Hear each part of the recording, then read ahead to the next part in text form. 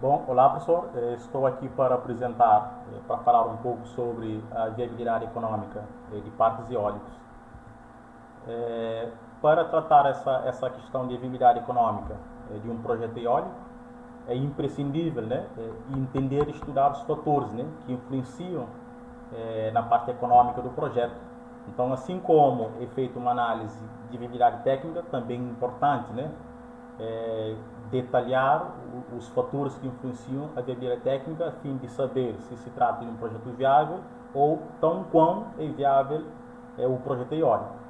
Então, a definição de cada etapa e a sua participação nos custos finais devem ser presentes no levantamento dos encargos financeiros necessário para a análise da viabilidade do projeto. Então, sobre os aspectos econômicos, podemos dividir em duas etapas. Etapa número 1, que se trata, que evidencia os custos, né, iniciais do projeto, e a etapa 2, os custos anuais em operação e manutenção. Então, temos custos divididos em duas etapas no sistema eólico, que é na parte inicial do projeto e também na parte de operação e manutenção. No que tange aos custos iniciais de um projeto eólico, né, essa etapa engloba importantes encargos em diversas etapas, tais como, né, o estudo de viabilidade técnica, tem a parte de negociação e desenvolvimento, tem a parte de desenvolvimento de projetos, de engenharias, custo de equipamento, infraestruturas e outras despesas. Cada tipo de dimensão e cada tipo de projeto pode ter alguns casos especiais que podem ser desconsiderados em alguns desses pontos. E já na segunda etapa de operação e manutenção, essa etapa corresponde aos gastos, né, no caso, como o próprio nome já diz, o gasto com operação e reparo e reposição de equipamentos, arrendamento de terreno, entre outros. Então, todos esses fatores determina e influencia diretamente na viabilidade econômica do projeto. Então, para saber se um projeto eólico é viável, é preciso compreender e determinar os custos, né, dessa cada etapa.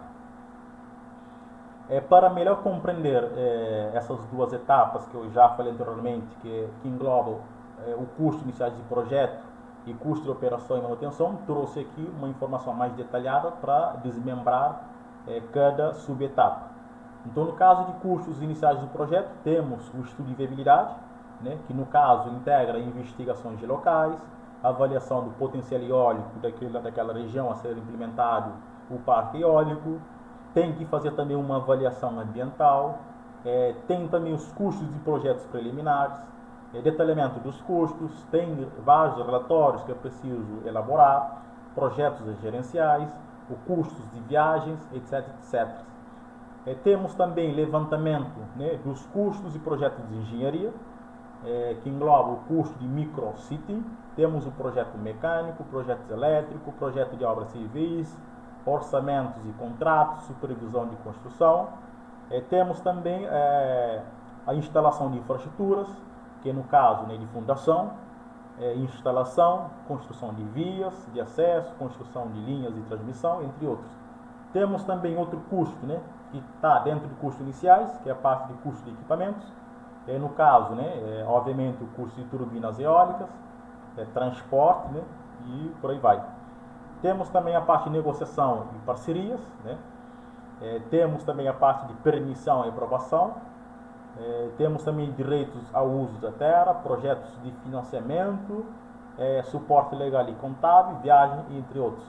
Também temos despesas diversas, como treinamento, contingência e outro, por aí vai.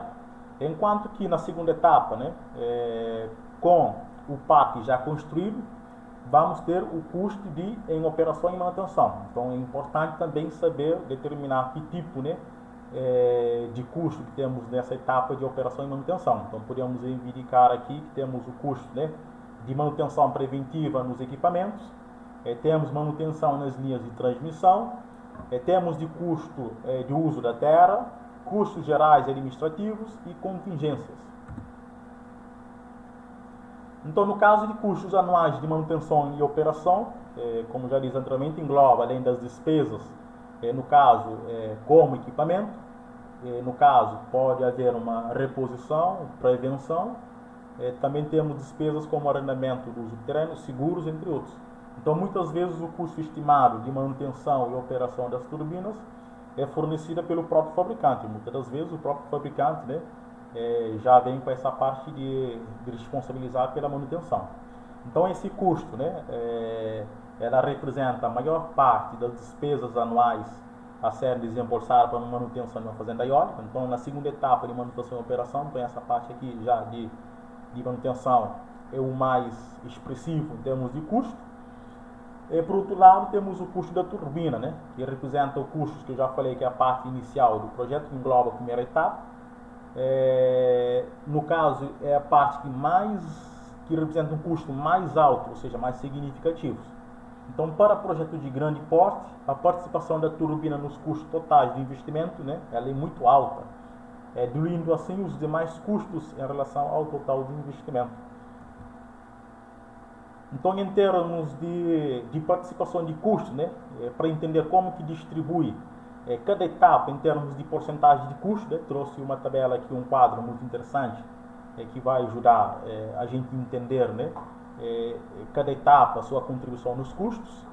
E além disso, né, além de entender essa porcentagem, também é uma coisa muito interessante que a gente vai comparar, né, entre parques eólicos de médio, grande e pequeno porte, né? A gente vai fazer esse comparativo em cada etapa.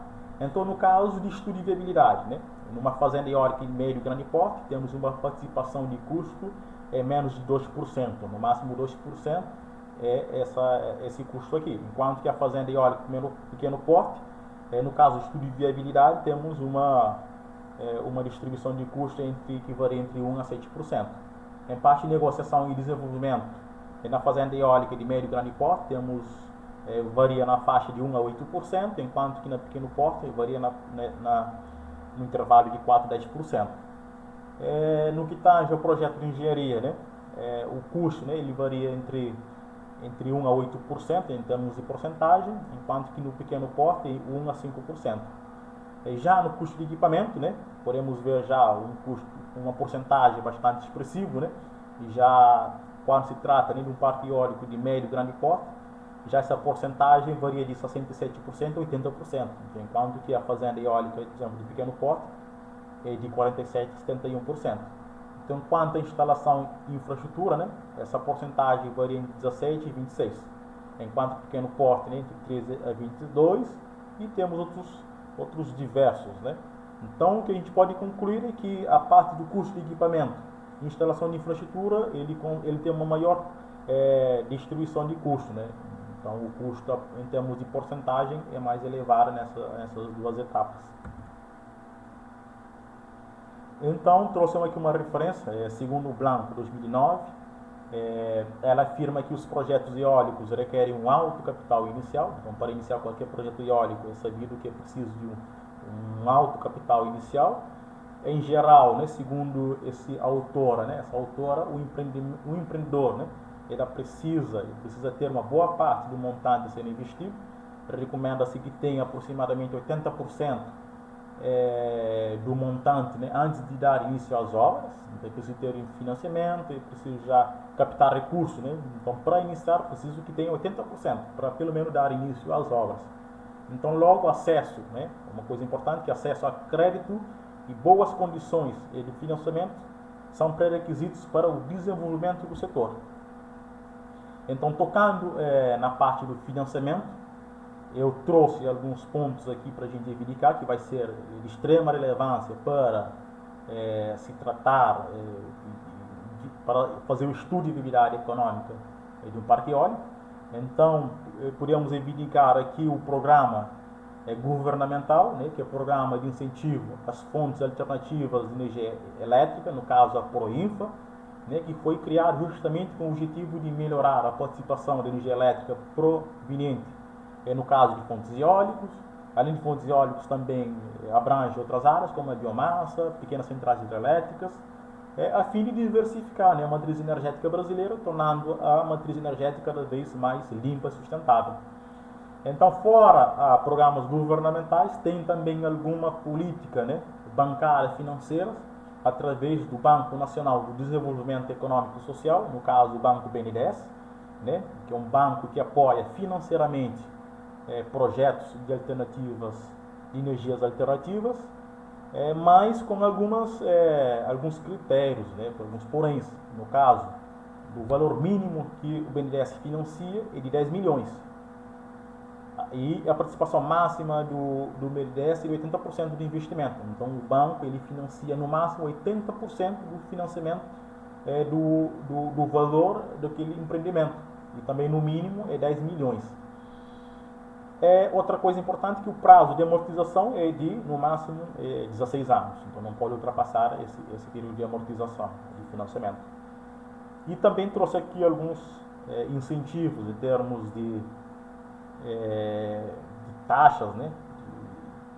No caso, o BNDES oferece uma boa opção, né, de condição de financiamento, que é taxa de juros de 0,9% ao ano, né, que é crescida a 4,18% ao ano, em cima de taxa de risco de crédito, mais a taxa de juros de longo prazo, que é de 5%. Então, essas três taxas de juros aqui que eles acabam implementando aí para liberar o financiamento. Então, para determinar se um projeto eólico ser viável, para fazer esse estudo de viabilidade econômica e financeira, além de ter algum incentivo financeira governamental, também é preciso fazer algum tipo de análise interna relativamente ao empreendimento, ao projeto. No caso, uma das primeiras ferramentas que é importante, né, ser determinado a fim de calcular a viabilidade econômica e financeira do projeto é o demonstrativo de resultado de exercício, no caso o DRE. Então, nesse item são mostrados, né, os lucros e as despesas obtidos durante um certo período de tempo. Então, pode ser 15 anos, 20 anos ou até 30 anos, dependendo de cada tipo de projeto, de cada período de cada projeto. Então, no caso, incluem débitos que não estão envolvidos em caixas, como a depreciação e amortização de alguns ativos e também o imposto. E, além disso, temos também incluso nesse DRE compra de bens e serviços, despesas de comercialização, depreciação de ativos, vendas à vista ou a prazo, salários pagos. Então, todas essas despesas vincula dentro do demonstrativo do resultado de exercício, no caso DRE. Temos também outra ferramenta de extrema relevância, que é a demonstração de fluxo de caixa, né? Que é preciso, né, criar uma previsão assertiva de como que vai comportar o fluxo de caixa durante um determinado período de tempo, né, que vai fornecer uma análise dinâmica das mudanças no caixa, que mostra os resultados das decisões tomadas durante um determinado período de tempo. Então, esse tempo é determinado conforme cada projeto. Além do fluxo de caixa, temos aqui também o fluxo de caixa descontado, que é mesmo um fluxo de caixa mais que é descontado. Por que isso é importante? Porque o projeto vale mais que o custo da criação, ou seja, o dinheiro, por exemplo, que se tem hoje, ele vai se tornar diferente com o dinheiro ao longo do tempo. Então, como se trata energia eólica, como se trata do financiamento, por exemplo, de uma operação a médio e longo prazo, é preciso entender como que se vai comportar essa caixa, né? Sempre, né? Sempre corrigindo, né, essas variações. Então, uma coisa interessante é que o fluxo de caixa descontado, para se ter uma margem bem aproximadamente, é importante que extrema relevância o uso do índice de preços ao consumidor amplo, o famoso IPCA, né? Com uma taxa para justamente deflacionar os juros e a amortização do financiamento, assim como a depreciação do projeto. Então, eu usava esse índice para ter um fluxo de caixa descontado, porque o recurso que é injetado hoje é muito diferente do futuro. Outra ferramenta interessante para avaliação financeira do projeto é o valor presente líquido, né? Então, o valor presente líquido para análise de viabilidade econômica, após todas as etapas, por todas estas serem transferidas para o ano inicial de implementação do empreendimento. Então, todo o valor futuro vai ser transferido para o presente Depois chama o valor presente líquido, não pode ser bruto, tem que ser o presente líquido, por meio de corrigido através de taxa de juros, né, que é esse índice I, né. Então, conforme essa equação que trouxe, né, é possível determinar esse valor presente líquido, né. E também tem um fator muito importante: quando for determinado esse VPL, o valor encontrado, por exemplo, se caso o VPL for positivo, quer dizer que, né, o empreendimento é rentável e viável economicamente. E no caso que o VPL der um valor negativo, quer dizer que o empreendimento não é atrativo. Então, na equação de VPL, né, é introduzido, né, a taxa de juros para fazer essa correção, e também é introduzido, né, a tarifa de venda de energia, né, quanto que vai ser vendido a energia, né, aí depois na operação. E também vai ter que ser incluso, né, o custo de operação e manutenção durante o tempo. Aí depois fazer a correção conforme a taxa. Outra ferramenta muito importante que é a taxa interna de retorno, né? Aí trouxe também uma referência, segundo Ross et al. 2003, ela define TIR, né, de um fluxo de caixa, como sendo uma taxa de juros, né, necessária para que o valor presente líquido seja nulo. Então, meio que se trata de uma correção, para que não seja negativo, tem que ser nulo. Então, sendo considerada uma taxa intrínseca, né, ao projeto, porque ela depende apenas das entradas e saídas das caixas estimadas. Então, para determinar esse TIR, né, essa taxa, usar essa equação aí que eu trouxe, onde o FCT, né, se trata de fluxos previstos de entrada de caixa em cada período, durante um certo tempo. Temos o IO, né, que é o montante de investimento no momento.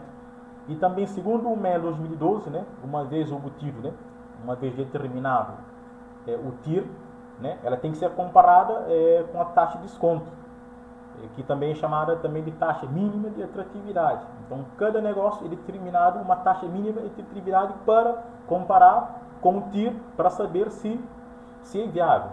Então, no caso, para, por exemplo, um empreendimento ser aceitável, o TIR ela tem que ser, né, maior que taxa mínima de atratividade. Então, cada empreendimento, cada investidor, ele vai determinar qual é a taxa mínima de atratividade para ele.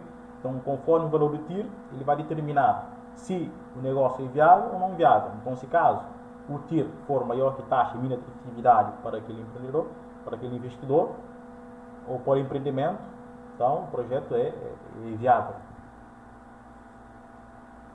Então, o que eu falei agora, até o momento, né, se tratou, né, de energia eólica do sistema onshore, né. Agora eu vou abordar outra parte, né, que eu vou trazer especialmente aqui, abordar o sistema eólico offshore. Então, nos últimos anos, né, a energia eólica offshore tem sido identificada como uma das fontes de energias renováveis com maior potencial, sendo cada vez mais atrativa com o decorrer do tempo. Essa tecnologia oferece uma fonte estável de geração de energia, né? Então se trata de energia um pouco mais seguro operacionalmente, né, comparado com o onshore. Também se trata de um sistema com menor impacto ambiental, porque é instalado nos mares, oceanos, e tem menos restrições físicas em comparação com parques eólicos onshore. Então, em vez de instalar parques eólicos na terra ocupando espaço físico, então o offshore apresenta essa vantagem, né? Essa vantagem física. Então, o diagnóstico de investimento, né, no caso de offshore, tende a ser mais complexo, porque já inclui muito mais variáveis a ser determinado, a ser incluso, né, na análise financeira, né? E com isso, por ser um sistema mais complexo, já é preciso, né, a utilização de ferramentas de gestão e análise dos riscos mais aprimorado, né, como forma de reduzir os possíveis impactos, né, para os investidores. No caso, esse sistema offshore, né, é considerado de alto risco, né, porque, como eu falei, é um sistema já de elevada complexidade, né, e por ser um sistema mais novo, também tem limitação, né, de solução. Então, falando sobre o sistema offshore, é importante também trazer aqui a sua classificação. Então, de um modo geral, o sistema eólico offshore, né, é classificado basicamente por dois tipos, né? Tipo 1, que é plataforma de estruturas fixas, e sistema floating offshore. Falando sobre plataforma de estruturas fixas, como o próprio nome já diz, são sistemas aerogeradores, né, instaladas sobre uma plataforma fixa, né, nos mares, né, onde essas estruturas geralmente são localizadas em regiões mais rasas do mar, menos profundo. Enquanto que sistemas eólicos floating offshore, né, como a gente pode ver na imagem do lado esquerdo, e já diferente da estrutura fixa, esse sistema já é instalado em águas mais profundas, né? Então, a partir de 60 metros já é considerado floating offshore. Então, uma observação muito interessante é que aproximadamente 70% do planeta Terra é composto por mares de águas profundas, o que indica uma forte tendência, né, da indústria de energias eólicas offshore em utilizar plataformas flutuantes. Então, além do potencial do espaço físico nos mares que pode ser explorados, já que existe maior porcentagem, né, que são os mares, então é preciso, né, cada vez mais explorar essa tecnologia, e trazem diversas vantagens, né? Uma das grandes vantagens é que existe a possibilidade de instalar em locais com maiores ventos, então quanto mais afastado dos mares, o vento é maior, e além de tudo, ventos têm uma característica, né, mais linear. Tem menor impacto social em relação às estruturas terrestres e tem menor impacto visual e sonoro. Então tem essas vantagens aqui. Então, como cada sistema tem suas vantagens e desvantagens, vou indicar também aqui algumas desvantagens no caso de floating offshore. As suas desvantagens aqui apresentam maior grau de complexidade, maior custo de instalação, manutenção e descomissionamento.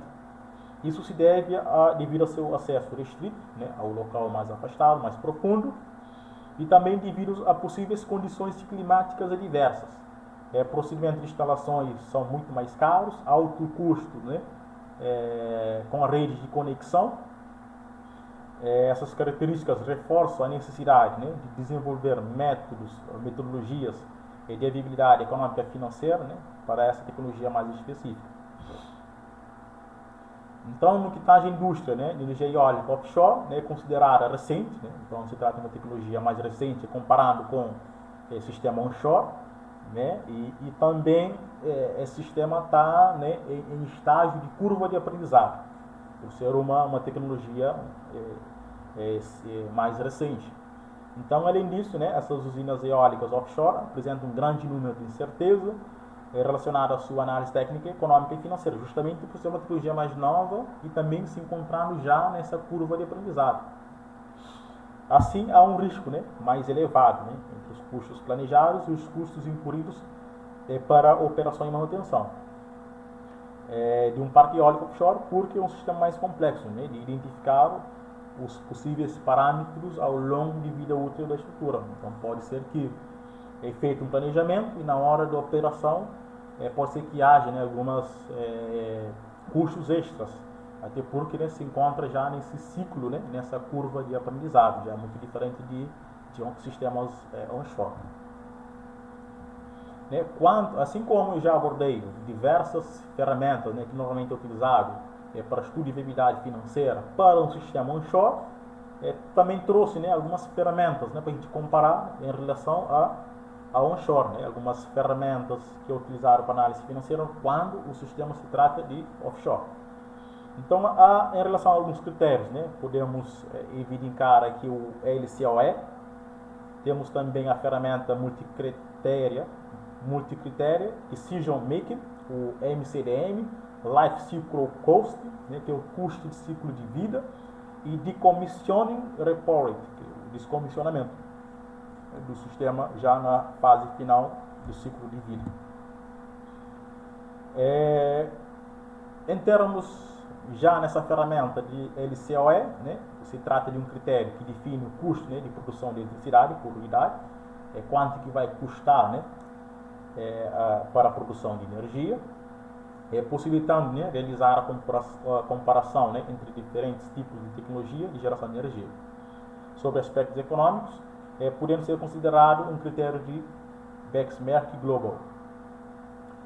Esse critério, essa ferramenta, né, pode ser calculado, né, através da equação aqui abaixo, onde o IT, né, é o investimento no período T, né, determinado tempo. O MT se trata do custo de operação e manutenção. O R é a taxa de desconto e o T, né, é o horizonte de período de investimento, é o tempo, né, do investimento.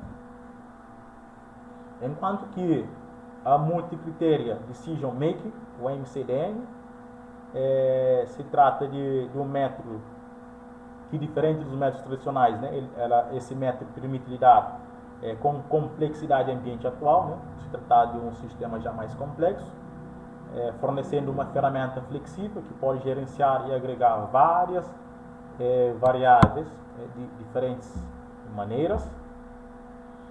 Os projetos de energia eólica offshore, né, apresentam um alto grau, né, de complexidade nos aspectos tecnológicos, econômicos, ambientais e sociais, né, que eles caracterizam como riscos e precisam ser considerados simultaneamente para que seja aumentada a probabilidade de sucesso do projeto.